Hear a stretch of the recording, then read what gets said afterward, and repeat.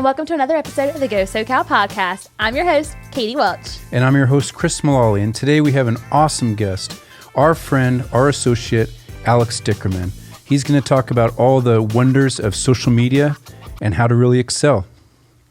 Well, Alex, thank you for joining us today, and welcome to the podcast. Yeah, thank you for having me on. It's a real pleasure. Well, typically you're behind the scenes running our audio and video, so it's very nice to have you on this side of the table. Yeah, it's a little weird. Usually I'm running sound and the cameras, but today I'm in the hot seat. I hope you can give the people the answers they need. I sure hope so too. So I just want to know first and foremost, if you're just starting off with a social media plan, strategy, so to speak, where should you invest your time? Where should you invest your time? Well, I think one of the most important things you can do when thinking about your social media is you really want to get to know your audience specifically. There are a lot of different avenues you can go down when it comes to the types of content that you're trying to produce and how often you're posting. But I think a lot of that depends on who your audience is and how they're going to be consuming any of the media that you create. So before we get too far down this rabbit hole of social, because social media is always changing and there's so many different platforms and trends and things to talk about, I want to set the precedent. There are different kinds of social media. There's paid social and there's organic social. And today we're going to be talking about organic social. Yes. So when we're talking about social media today, what exactly does organic social encompass? Yeah. So in contrast to paid social, which would be any ads you see when you're scrolling through TikTok or Instagram or Facebook or whatever. You'll see little pop-ups from businesses or sites you may have recently visited. Those are all paid forms of social media. And organic is anything that the algorithm of whatever particular platform you're on, whatever that produces. So the content you see that might seem kind of random in no particular order, that would be the organic side. So I know there's, on Facebook, a lot of people in Instagram, they have like the sponsored post. Mm-hmm. So would you consider sponsored post part of paid or part of organic? Yeah, sponsored posts would be paid. Okay. So just wanted to kind of clear that up. That is a good trick I feel question. like that is, I feel like a lot of people, because I know when I've been talking to clients and, even friends or family and whatnot, people have asked me that question about, sponsored posts. What's the difference between the ads that you see and like those sponsored posts? So I feel like that's a good way to kind of like clarify that today's topic, we're not talking about things that you have to pay for on social media. Right. Yep. Yeah, organic. We're talking about stuff that's free, that is for any small business a really exciting opportunity to invest your time because you can get a lot of bang for no bucks.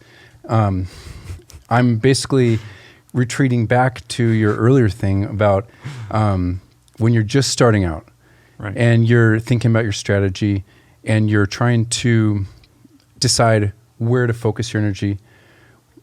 Here it goes. What are the 3 things that you feel like every business should focus in when they're talking about social media strategy? The first thing you said is audience. Yes. I feel like you can't go wrong with that. Please continue.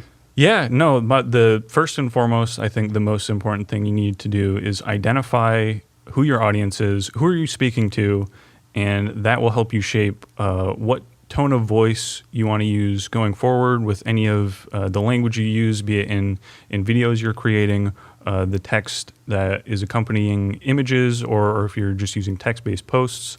I think finding your audience is key, and figuring out what their likes are, what their dislikes are, what their social media usage looks like, what time are they going to be scrolling, that type of thing. Second, I think it's very important to have your brand clearly defined with both visuals and your voice again. Yep. But making sure that there is some consistency in both the visuals and text, so that people know this is your company, and this is kind of who you are. Yep. So that they're not just seeing a random image and not really knowing where it's coming from. definitely. Well, speaking of, engagement, obviously engaging with your audience is super important. But what do you consider to be engaging content? I guess you could say, like, what do you advise to use for that? Yeah. So in order to create engaging content, you first and foremost, you want to engage yourself. I feel like there's a huge missed opportunity in getting your posts in front of your audience when companies, even personal accounts, will post and expect the likes and the follows and the comments to be rolling in. Think of it in kind of like in terms of networking. You want to be doing some outreach yourself, be liking, commenting, following, subscribing, whatever, interacting with other local businesses, maybe sometimes your customers or clients. You want to be doing a little bit of outreach there as well so that you're involved in their social media communities and not just expecting views and followers to start rolling in. That's a really good point. That is a good point, because it's not just about putting out super good quality content. It's about how can I engage with a community and get involved and share in other people's successes as well. Yeah. One thing that I do for the company is spend a little bit of time every couple of days, and I'll just scroll through our various social media platforms and accounts and just like a lot, drop little comments just to let people know that we're around, we're trying to be supportive, and we're trying to engage. What I want to know too is, like, you were really instrumental in the rebrand of our company in the last year or so. We have a new website. You created the brand book, which outlines the different fonts we use, the colors, what's new, what's different. Just kind of lays out, like, this is our look and feel to our customer. And then you took that and you brought it to social, and you came up with some compelling different types of posts. You had a calendar, and here are the 9 different types of posts that we can run, or whatever it was, 9, 10. So you went through the process basically from inception to start almost like a new business. This is not necessarily on our original questions, but, like, what was that experience like, and what can you say kind of like from that experience? Yeah, so I think that it's very important to carry your brand's voice into all your social media posts and all the content that you create. So yeah, I created a content calendar. I came up with a number of like 10 or so templates for various types of posts, be it like an employee of the month one, behind the scenes spotlight for some of our video production and artwork type of projects.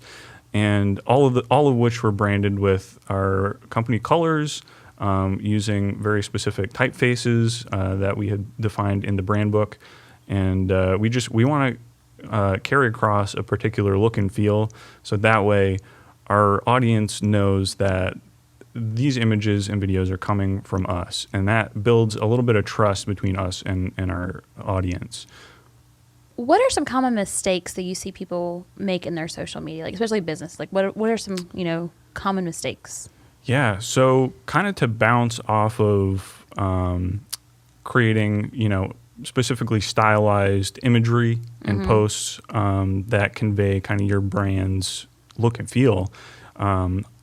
I think one of the big mistakes that I see is companies not just using stock photography, but using very differently stylized stock photography or images in general, having their artwork kind of all over the place.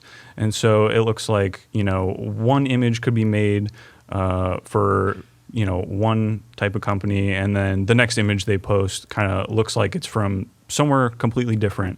And I think that can be kind of confusing to their audience. Sure. And it doesn't really help with their engagement. Sure. Consistency, I think, is key, especially, across all aspects of social media. Absolutely. Whether it's posting or content or, the imagery, the looks, the feel of it. I mean, I think that's just the big takeaway is consistency is key. Yeah, absolutely. I totally agree. I also think that kind of circles back to our last conversation with Philip too, where he was saying, instead of using stock photography or videography, go to your audience's place of residence and get videography there. Like, place it back in their home so that they can kind of connect with it, rather than just using something generic you can buy on stock photography. Yeah.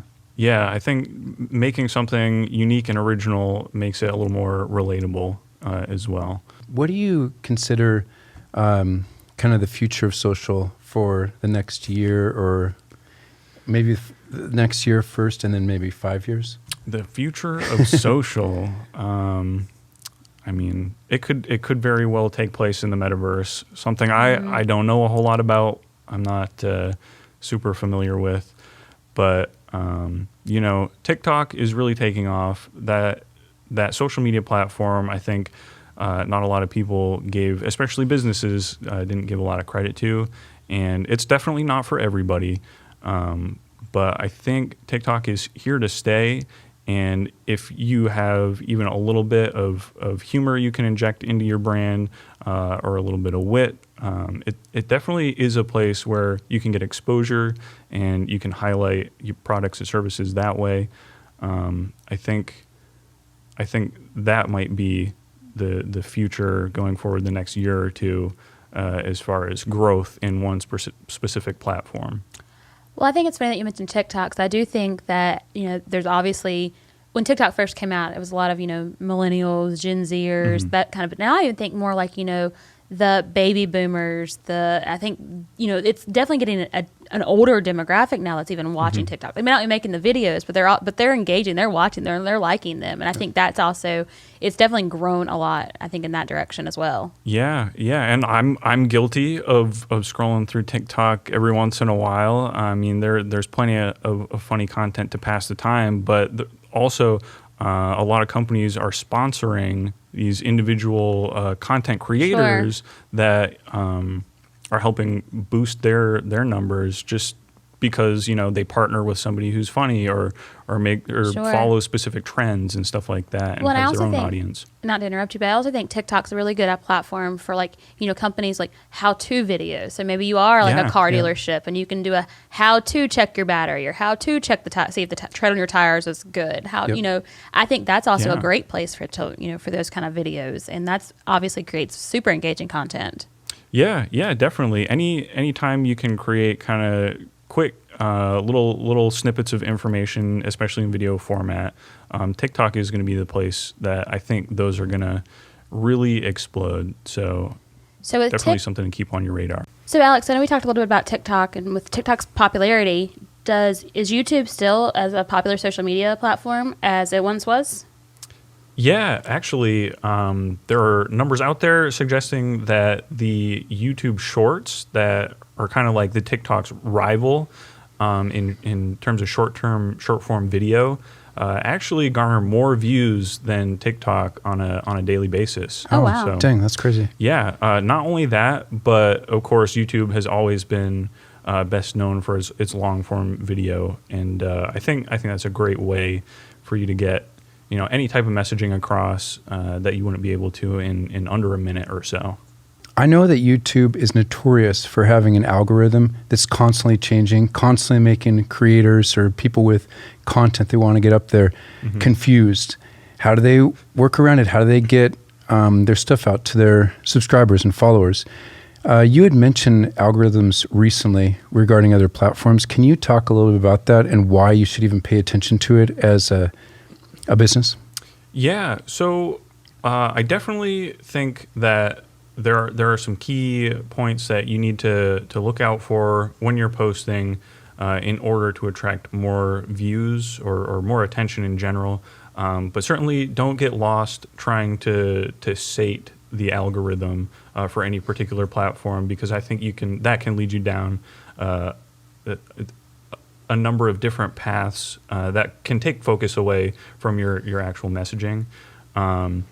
Things like consistent engagement, consistent posting, sometimes following trends can be helpful, especially we keep talking about TikTok. TikTok is a very trend-focused platform, but using hashtags, using specifically tagged music or audio elements, those can help as well. But general engagement and thinking about the time that you're posting as well have a big impact on whether or not your content is going to be featured or not.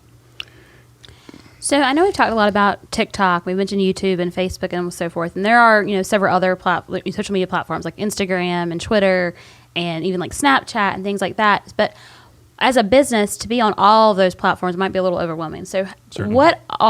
so as a business, how do you pick the right platforms that you should be on? Yeah, so that's a great question, and I feel like I keep circling back around to the audience, but I feel like that's so important. You have to think about where your audience is looking in their free time. Hone in on, depending on their age range. Are they more apt to be looking at TikTok or just scrolling through Instagram real quickly, or are they looking for a little bit longer format content, like you might find on Facebook? In terms of longer posts or longer format video, like on YouTube, stuff like that. And then you can kind of tailor your approach to those specific platforms. Let's say it doesn't matter what the platform is. Mm-hmm. How do you gain followers? Not only creating engaging content, posing questions to your audience through your posts, and also, like I mentioned earlier, actually doing some outreach on your social accounts, liking other creators' content, liking your audience's content, leaving follows, leaving little comments. I think that has just as great an impact as the content that you post. Letting your audience know that you're a part of the community, and just letting them know that you're there, I think helps them, spread the word. So now as a business, a lot of times, you'll research other businesses to find out what they're doing, if they have new products or new services and whatnot. Do you think it's also important in social media to research your competitors? Oh, most definitely. I think that it is very important to, define who your competitors are, and then see what they're doing. Look at the amount of engagement that their content is getting, and then maybe tweak it and apply your brand voice and visual style to some of the things they're doing. You certainly don't have to reinvent the wheel, so to speak. I know it sounds maybe a little cheesy, and you certainly don't want to straight up copy whatever they're doing. Sure. But I feel like it's a great tool to use, and they're putting out content, and if they're gaining a lot of traction, why not try and follow in their footsteps, and then eventually you might surpass them. I know that depending on the platform, it really obviously depends, but what do you personally like best, and what are you seeing kind of like the best engagement with? Square, horizontal, or vertical? Like what's kind of your instinctual reaction? So if you're asking me personally, I'm a bit of a traditionalist, and my favorite social media platform would be Instagram. Okay. I follow among the many accounts I follow are a lot of artists, and I think initially Instagram started out with square posts only, and for me it just that's kind of where I started with social media. Yeah. And so I feel like, I don't know. That's a very good question. As far as advice for what aspect ratio or what size, your business should be posting. Yep. I think that's kind of adaptable to your content in general and where you want to post it, but also just the style that you want to go with. Yeah. I don't think there's a one size fits all when it comes to the size. Certainly vertical video is huge right now. I don't think that's going anywhere. Something like I think 70+% of all digital video content is consumed on a mobile device. So if you're thinking, what's the optimum way to watch a video? Yep. Usually holding your phone in your hand and watching it vertically is going to be the way to go. So, we always talk about impressions. Everyone wants to get the most impressions. Most views on their videos and whatnot. Yeah. Mm-hmm. What are some of the tips or tricks or techniques in order to get those impression ratings up? So you want to create content that isn't something generic that your viewer is going to scroll right by. You want to grab their attention with a specific visual style, including, hopefully including some of your branding or your brand's personality. Your viewer only has a split second to decide if they're going to give your post the time of day. So you really want something that captures their attention from the beginning. What are some examples of creating not necessarily a more bold look, but a more flavorful look, creating more personality? Like, how do you get like beyond bland? Like if you're just starting out. So having a graphic design background is super helpful in my job for creating content for our company. Yep. I think if you want to go like the straight photography route, try and hone in. Definitely look at all sorts of examples of, first and foremost, look at examples of content that you personally like. Yeah. And like look at your competitors. Yep. See, if they're styling their content in any particular way. But maybe it doesn't have to be crazy bright colors with, or flashing imagery or big call to actions. If you have a specific visual style, like a specific style of photography, or if you add little visual elements, like in some of our posts, along with our brand guidelines, we've included some organic shapes. And so in a lot of our posts, I will reference those. That doesn't mean I'm just throwing shapes in all over the place. Yep. But we have a few specific ones that, use a shape or something on the edge of an image, or we utilize those in some of our logo animations on our YouTube videos like that. But something slightly personal that kind of calls back to your brand and your identity. And there are all number of creative ways that you can include a little additional excitement to your posts. It all goes back to the thing that you started talking about.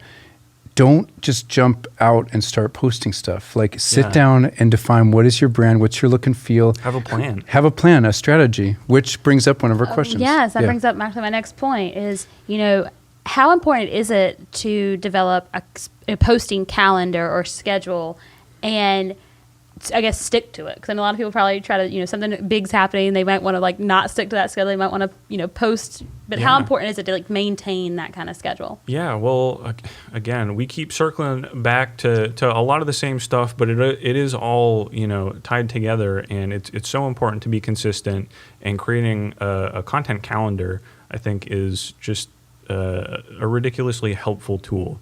You want to sit down, decide how much time you can allot if you don't have like a full-time content creator on your team.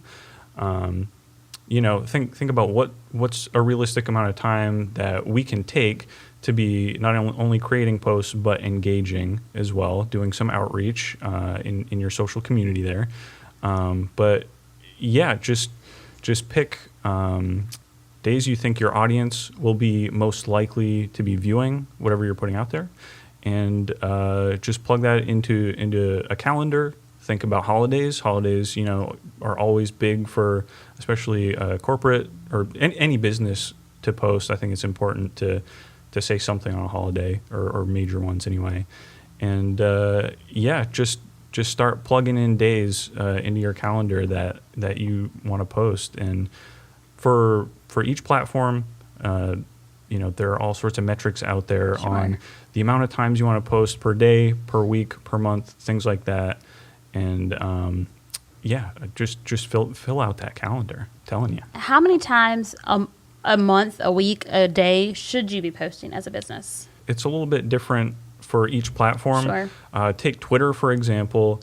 It's primarily text-based for posting, but I think that platform is a great way to give your audience like day-to-day updates. Mm-hmm. So I would suggest posting daily if possible on Twitter.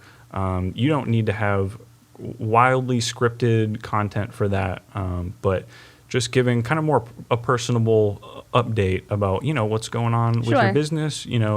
Any fun news you have, like new employees or birthdays or things like that. Giving little shout outs on Twitter, I think, is great on the daily. As far as like Instagram, there's a wide range of as far as like schools of thought to how often you should be posting there. Do you have a personal preference? I've seen pretty good success with around 3 times per week. Okay. So I try to space those out on weekdays, Monday, Wednesday, and Friday when possible. Yep. And do constant engagement through the week. Be scrolling through, liking, commenting, following. Oh, okay. This and that. But as far as posts go, a few times a week there. Same with Facebook, a few times a week as well. If you're getting into TikTok, that can be a daily post, or sometimes multiple times per day, depending on what your content plan is looking like. The one thing that I think is cool about what you've done here at the company is when we did the rebrand, we called it a refresh. You didn't post a post on social until you came up with your templates, Yeah. These are like the look and feel. This is what it's going to look like. And then, and only then, and work with the team, get their feedback. Mm-hmm. Then you started posting, and you knew by that point, this is in our brand. This is like part of our strategy. So you can kind of rest assured, you know what I mean? Another thing along with creating a calendar is, if you have the capacity to create some templates for different types of posts, like I keep mentioning, like employee of the month, some behind the scenes, styling those a little bit differently. Oh, okay, yeah. To create some variation, and especially if you on Instagram, you got your little wall there. Yep. So not all of your posts are looking exactly the same. But it can be kind of cool. Some people create different posts for each day of the week and style those a little bit differently. Definitely. So it gives some variation to your content, but also creating those templates make it easy to drop content in and not having to create that specific look from scratch each time. Yep, you can be more efficient. Exactly. For sure. The big takeaway I took away from this today, Yeah. the big takeaway I took away from this is basically consistency is key. At the end of the Consistency is day, key. just pretty much Oh, like yeah. anything, any other kind of having a business strategy. Social media it's a part of a business strategy, and you have to be consistent in all aspects of your business, including social media. So Absolutely. Yeah, that was definitely one of the 50 or 60 things I took away too.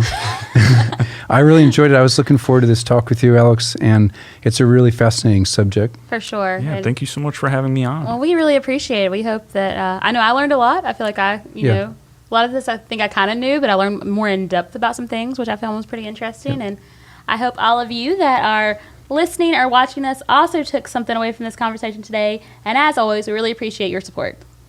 Absolutely. And just in closing, we will have our social links in the video description if you want to check out the work that Alex has been working on. Thanks again for watching. See you next time.